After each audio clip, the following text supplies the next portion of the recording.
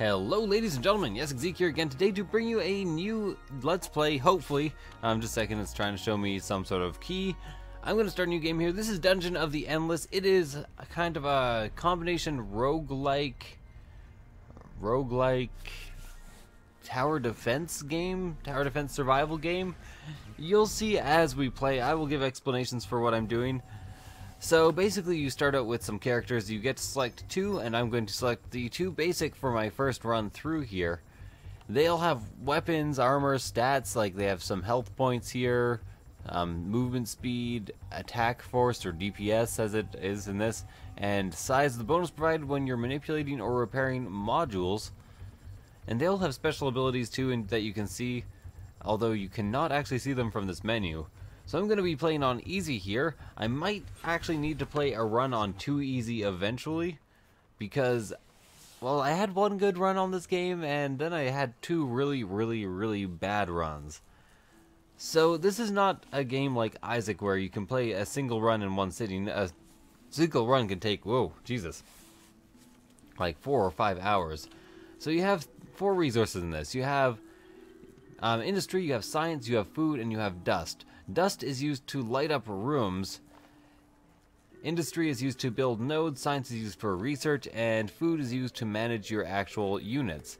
Now if you actually click on one of the units, you can see their stats here. They have some equipment slots, they have passive skills, like 2 science per turn, and attack power plus 6% when their mates are nearby. I think mates, you actually need to be friends with the person, which is also a bit of a relationship dynamic in this. And as you can see, you can level them up with food, and you can also heal them with food. So basically, a turn happens in this game when you open a door. So let me just select everybody here, which you can do with the tilde key, and open this door, and you can see kind of how it works. There might be combat in here. If there is combat, combat happens automatically. So I was lucky and got an iron shield right away as some equipment, which I'm fairly certain I can equip to my main combatant here. It gives you 6 extra defense, and since you don't start with that much defense, that is real good. So as you can see, when I entered that room, I got 10 of something. What I got was 10 dust. So I can use the middle mouse button here to illuminate this room, and I can use the dust I just got to build myself an industry generator. So you can notice I had plus 5 industry per turn, and now I have plus 8. These are also nodes where you can build like the tower defense aspect of the game, but we'll get into that once I actually need to get into that. So as you can see, I've entered a new room and the turn ticked by.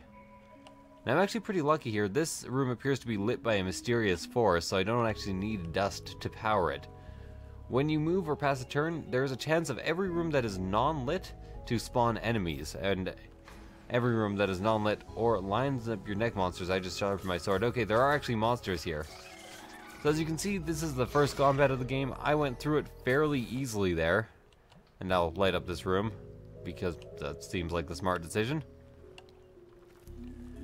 But if later on in the game, like right now for instance, this is a choke point. All the monsters that want to get to my crystal, which is the most important aspect of this game, which I have not yet described, have to get through this point. So I can actually start trying to lead monsters to this point in order to fight them. So let's actually go into the attack modules here and get the prisoner prod going on. So I have 1 prisoner prod there, so if I fight monsters in that room, I now have the advantage. So more enemies here. I'm actually going to do exactly what I said and go fight near this prison prod, which is just the basic attack tower. It's all you actually start with, but it's not that bad, especially early in the game. So you may notice that your guys are actually healed after every turn. So I did just killed some guys and I took some damage, but I was healed after. So this little healing button, it takes food, but it heals them during combat. I'm also gonna throw down a food generator here. I actually need 1 more industry. Oh, that sucks. Okay, shouldn't matter too much though. I like to really focus on food generation in this game because you can permanently upgrade your characters with it. And I have found myself a shop. Toothpick, I'm pretty sure, can be equipped to nobody? HR manual. Unlock team spirit. Kitchen gloves. Attack while you don't laugh. These were made for working in fire, blades, or blunt objects.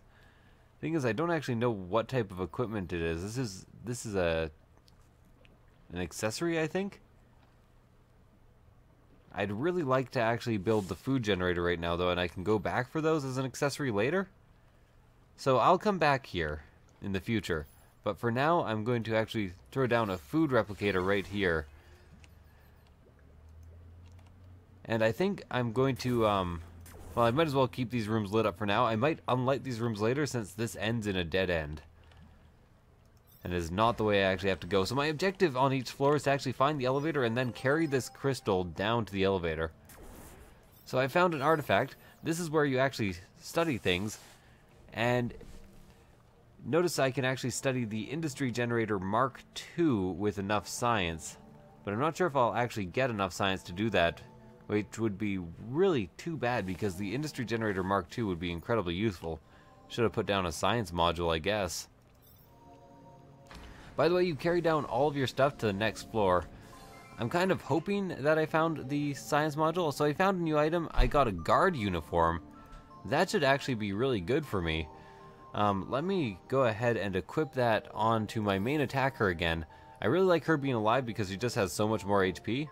So the guard uniform provides 6 defense but -1 speed, which doesn't matter too much since she is already much faster, and she has an active skill that makes her even faster than my other character.